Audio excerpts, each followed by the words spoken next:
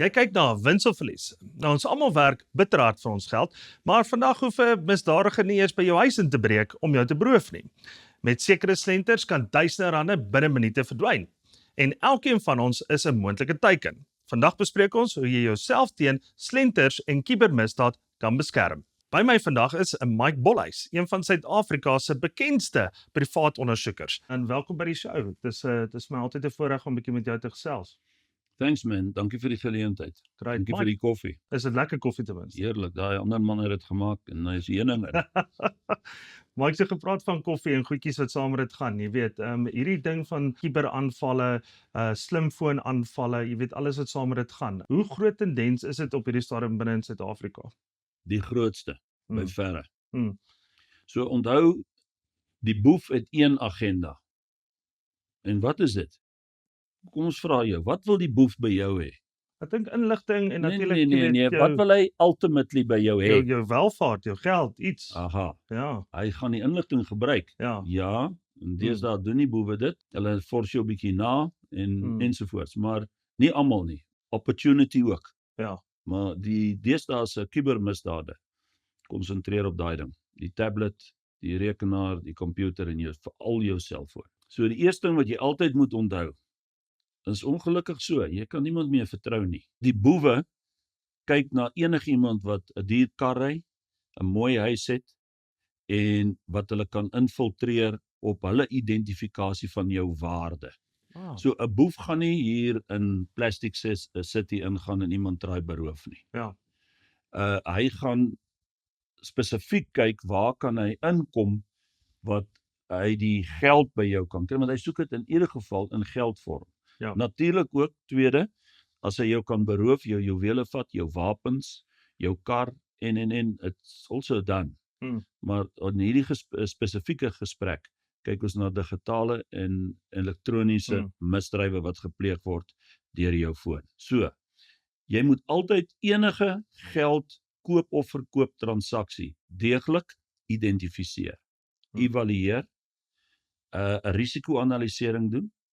Dan moet jy 'n ondersoekie doen na omtrent. 'n Platform, profiel, kom ons sê 'n track trace finansiële forensiese cyber ondersoek ook doen as dit groot transaksies is. Hoe lyk daai tipiese profiel? Jy weet, vir 'n persoon daar buite, vir 'n kyker daar buite, hoe identifiseer ek daai persoon want hy lyk heeltemal anders, verstaan? So met ander woorde, en dalk 'n voorbeeld van een of twee sake waarmee jy al betrokke was, jy weet, wat eintlik ongelooflik was. Ons kan ure daaroor praat, maar ek gaan van die ergstes 'n paar noem. Yes. Die hoogste level van kubermisdade, dit val alles onder die sambreel, is wanneer jy hier ry, die boewe jou vat, jou rondry, al jou kaarte leegtrek, jou bankbestuurder op die lyn kry, die transfers doen, alles. En as jy enigsins vir 'n konfronteer, dan skiet hulle jou dood. Ja, natuurlik. Crime pays in Suid-Afrika.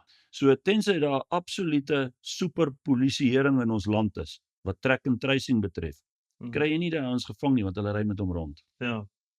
So ping jy hom hier, so is hy hier. Ja. Dan ping jy hom daar, en sy daar, dan sy daar, en hulle ry met hom rond, en dan hou hom aan vir 'n paar dae.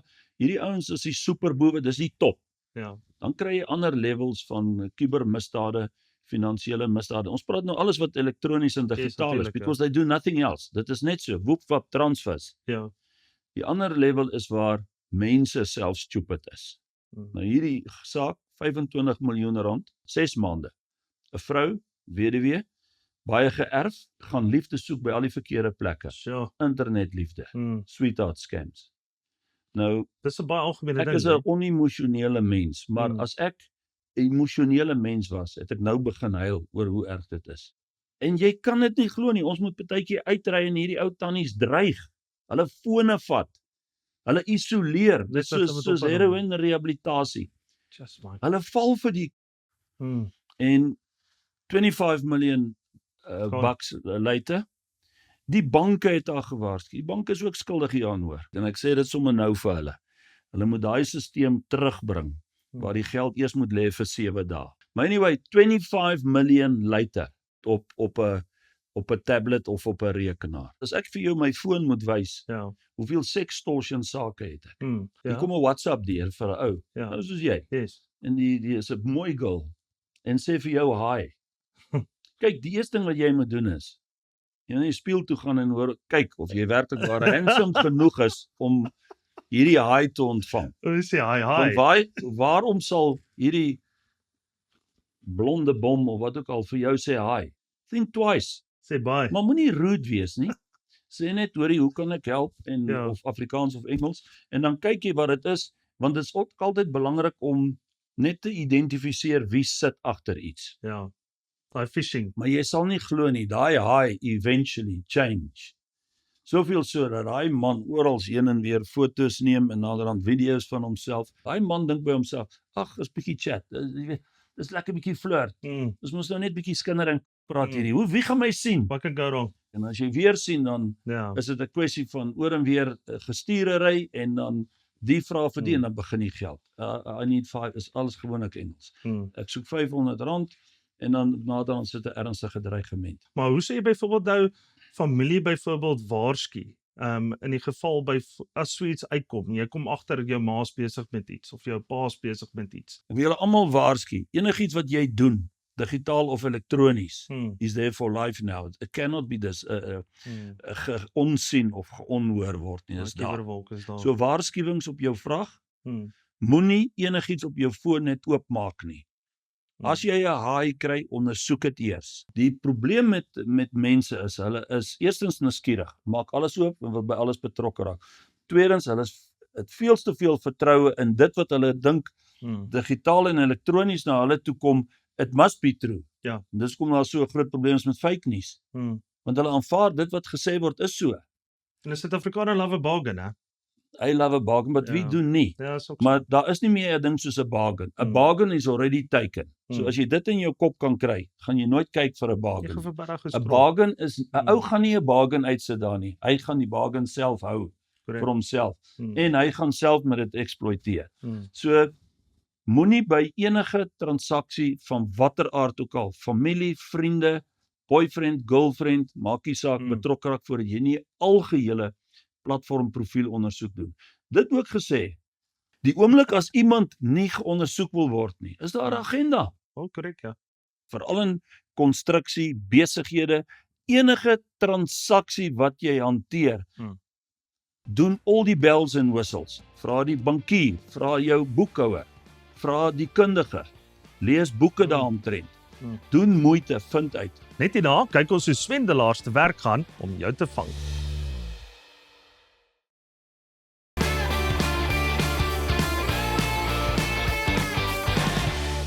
Die meeste mense dink, ek sal nooit vir 'n slenter val nie. Maar misdadigers is professioneel, georganiseerd en ongelooflik oortuigend. Mike, ja, so as ons nou 'n bietjie kan aangaan, verduidelik 'n bietjie aan die kyker, jy weet, net met 'n voorbeeld by voorbeeld. Jy weet, as 'n ou by gaan kyk, jy weet, hoe begin so slender, jy weet, tot op die einde of selfs tot die middel waar jy eintlik agterkom is moeilikheid. En natuurlik, jy weet, hoe kry hierdie ouens jou inligting nommer 2 en hoe gevaarlik is sosiale media en dan is dit dalk beter om glad nie sosiale media te hê nie. Ja, eerstens, as ek die president was en beheer van hierdie land in veiligheid en sekerheid sou ek geen kind tot ten minste op 18. Ja, julle kan maar op en af spring daar buite en kinders toelaat op maar daar's tog lande wat dit alreeds doen. Enige sosiale media platforms. Ek sou nie 'n probleem hê as hulle met tablets of met rekenaars werk wat restricted is. Jy kan enigiemand vra wat met sosiale media werk. Ja. Dit kan jou maak of breek. Ja. Onthou die boewe kry jou inligting deur kommunikasie. Ja. Die boewe kry jou inligting van gaan kyk wat het jy in die asblik weggegooi. Hoeveel besighede shred hulle inligting?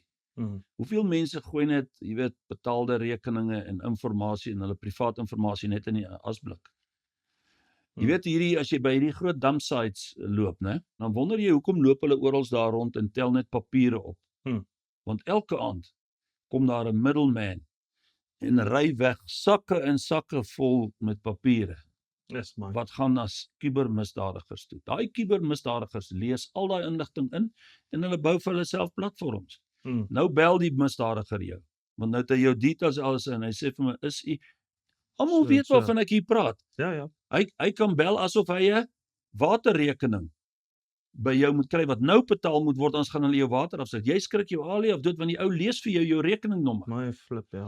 Hy lees vir jou alles, hy sê maar jy kan dit nie in daai rekening mee inbetaal nie want jou rekening is geflag. Ja. Dit het toevallig presies met my gebeur 2 weke terug My ja, oor my kantore in Plet. ja, Ek, die super investigator, het gehim en haal met hom tot ek agtergekom het toe hy sê Okay. dit moet in die rekening ingaan.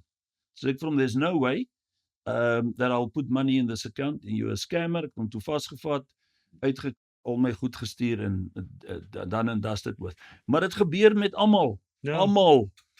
Jy moet jou goed shred, jy moet jou inligting nie daar buite toelaat nie en jy moenie jou inligting oor en weer share so ver as wat jy kan, behalwe as dit uiters noodsaaklik is. Jou en my inligting is internasionaal oral Oralste. bekend.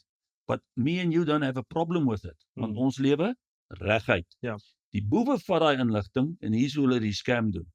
Hulle lees vir jou inligting bevestig dit met jou. en dan sê hulle dat dit en dit is aan die go. En die beste een wat hulle doen is hulle sê vir jou, iemand is besig om bedrog op jou rekening te pleeg.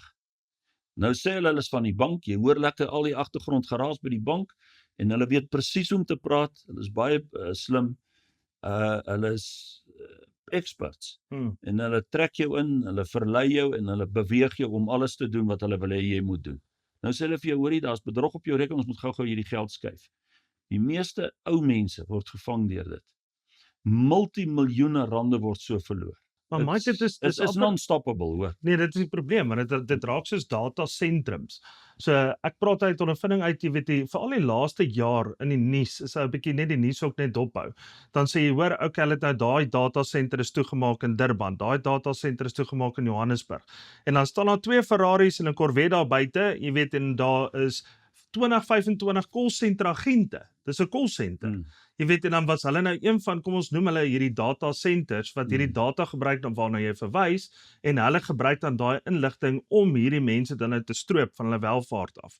Maar hoekom vat dit ook weer eens tyd en hoekom vat dit so lank om hierdie tipe van datasentrums af te trek, jy weet, en toe te kan maak en te arresteer, voordat daai ouens selfs 'n kans het om byvoorbeeld 2 Ferraris en 'n Corvette byvoorbeeld te koop. Hoe lank sê ons dit al?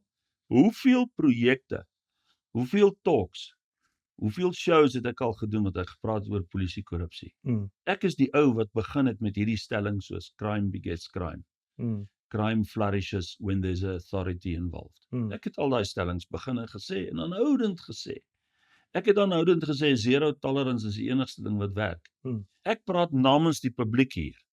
Die onsekerheid is een van die grootste killers in die wêreld, want dit kan jou fisies affekteer en jy kan siek word. Daar's mense wat doodgaan weens orgaanversaking, weens stres, druk, ekonomiese omstandighede. Maar So, die misdaad kan nie aangespreek word in ons land nie, want ons het nie 'n polisieeenheid wat die misdaad kan identifiseer, evalueer, die risiko-analisering kan doen, ondersoek, oplos en verhoed. Jy het daai 6 goed nodig, dan jy 'n goeie polisieman. Jy sien 'n ou kan nie net praat van arresteer almal nie.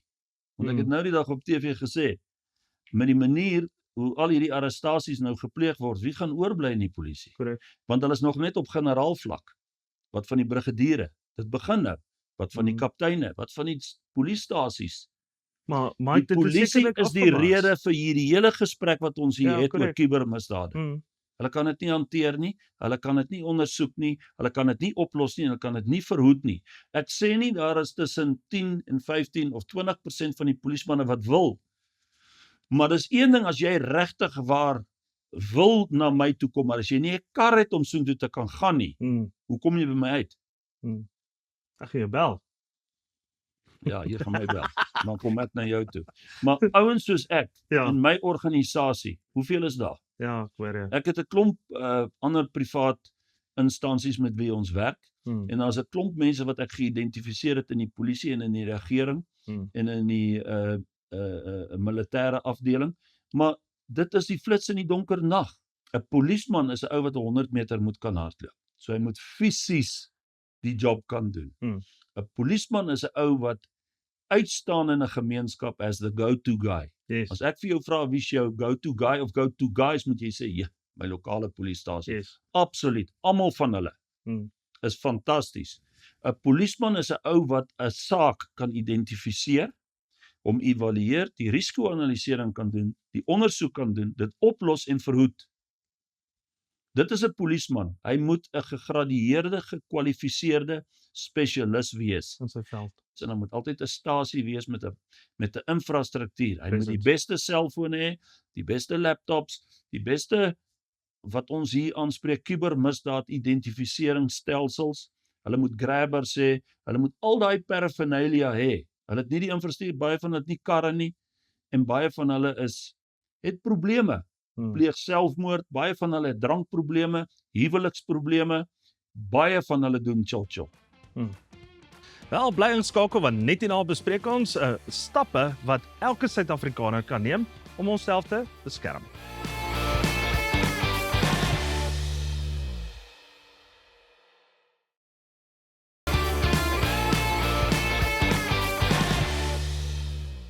Wel, slegte nuus. Internetslenters en bedrog gaan waarskynlik nie binnekort verdwyn nie. So hoe beskerm jy jouself? Mike, ja, so die laaste segment, jy weet net vir die kykers daar buite, uit die aard van die saak, bedrog gaan altyd daar wees. Mense gaan slimmer word, daar gaan nuwe maniere uitkom. Jy weet, kubermisdaad is miskien nou 'n ding wat nie eintlik meer 'n nuwe ding is nie. Dis al 'n geruime tyd daar, maar dit evolve soos alles evolve in die lewe. Wat kan 'n mens byvoorbeeld doen, boonbehalwe nou, jy weet, op 'n regeringsvlak, maar ons is baie geneig om altyd terug te gaan na die privaat sektor toe en privaat sektor hulp in te bring. So, wat kan die privaat sektor byvoorbeeld doen, jy weet, om kubermisdaad se kom ons sê syfers af te kry, hierdie ouens vinniger vas te trek, jy weet, en natuurlik, jy weet, soos rapporteringsplatforms, jy weet, wat mense kan begin gebruik. My oplossing is altyd geestelik eerste. Ja. Mense, en dit mag dalk vir baie onvanpas klink, maar ek sê dit onomwonde, ek het geen probleem met enigiemand daar buite, geen mens nie. Ek is lief vir mense, ek gee vir mense om. Ek het 'n hoofagenda en dis om mense ingelig na te laat en te help om beter te kan lewe en beter mense te wees. Want as jy dit het, dan is daar in sigself al klaar 'n vorm van misdaad voorkoming. Want dan gaan ek nou nie skindering praat oor jou nie, ek gaan jou nie beroof nie, ek gaan jou nie vat met 'n gun teen die kop en al jou goed trek nie, ek gaan vir jou omgee, ek gaan 'n vorm van naaste liefde toepas. So dit begin amper by die huis. Dit begin by die huis en dit begin geestelik. So ek glo in die Here, geheel en al met my hele hart, siel, wese, verstand en al my magte en kragte en ek probeer die tweede grootste gebod deurvoer vir my naaste liefde wees soos myself. So ek kyk na mense wat ek vir hulle kan doen, nie wat ek uit hulle uit kan kry nie. Ja. So as ek oproepe kry, dan dink ek nie, wat gaan ek hier maak of doen of wat ook al nie, is onmiddellik, hoe kan ek hierdie persoon help? So dis die eerste ding wat ek dink alle mense moet, nie dink nie, weet. Alle mense moet begin toepas. Hoe kan jy met dit wat jy mee geseënd is, ander help? Die tweede ding is 'n ou sal moet kyk na 'n algehele veranderende infrastruktuur finansiëel moet kyk. En dis 'n moeilike enetjie. Ja, want hoe gaan 'n Afrika land soos Suid-Afrika kontantloos nommer 1 kan operate om te begin mee, net die kontantlose gedeelte. En dan natuurlik, jy weet, mense wil transaksies afhandel. So spoed op die einde van die dag is belangrik, jy weet, om 'n oorplaas te doen. Ek hou van daai voorbeeld wat jy nou gemaak het. Laat 'n transaksie byvoorbeeld lê vir 4 of 5 werkdae selfs. En dan byvoorbeeld wat jy kan sê is, as jy wil die risiko vat en dadelik die transaksie wil laat toepas, jy weet, dan kan jy byvoorbeeld sê special clearance, jy weet, maar dan betaal jy die premie daarvoor, jy weet, maar hoe doenbaar is dit? Van wat ek weet met die banke met wie ek werk, is hulle verskriklik bewus van wanvoorstelling, bedrog en diefstal. So hulle kyk na al hierdie goed en hulle dink aan allerhande en ander maniere, maar die backlog en alles wat al gebeur het is astronomiese bedrae en die eise wat teen die banke is astronomies. So die kommunikasiestelsels ook, selfoon, banke en daai instansies sal met koppe bymekaar sit en saamwerk, sodat daar 'n absolute identifikasie is van elke persoon waarmee hulle te doen het. Want baie keer kry ons rekeninge wat oopgemaak is en dan as jy daar kom is dit 'n hoop stuk erf, daar's niks. En dan natuurlik ook die aanspreek van mense wat by hierdie instansies betrokke is, dat hulle ten minste elke 3 maande gewet en evaluate word en forensiese poligrafering deurgaan. Want dis inside jobs. Dis mense in cellphone companies, mense in die banke en mense wat in alle instansies, en dit geld vir alle besighede, inligting uitgee en dan word die rowe gepleeg, val besighede, die cash in transits, die high profile kidnappings en. En dan derdens as publiek self. Het jy jou foon bestudeer? En as jy hom nie verstaan nie, het jy na iemand toe gegaan wat jou kan leer oor die foon? Bly weg van enige chatgroeps en platforms wat enigsins skinnering praat of fake news nie aanspreek nie. So, let's go back to perfect communication. As jy iets het om te plaas, maak seker dat dit behoorlik geïdentifiseer is, dat dit die waarheid is, dat dit tot jou voordeel is, tot die nasie se voordeel is, en dat dit opbouend is. En as jy onseker is, ek het hierdie inligting gekry, sal die admin of iemand op die groep, of enigiemand met wie ek te doen het, dit net vir my verifieer. Wat vat dit? Mense is haastig soos jy sê. Hier, ek het hierdie ding gekry, ek gaan hom nou aanstuur, ek kan nie wag nie. To get some jam. Ons het dit van die en die gekry. Don't do that. Moet nooit 'n oorhaastige hond wees nie, jy gaan jou mond verbrand. Almal het selfone. En een of ander tyd gaan 'n boef jou nader. Dis baie dankie. Ek dink dit is 'n absolute baie mooi uiteensetting wat jy nou gegee het oor die algemeen.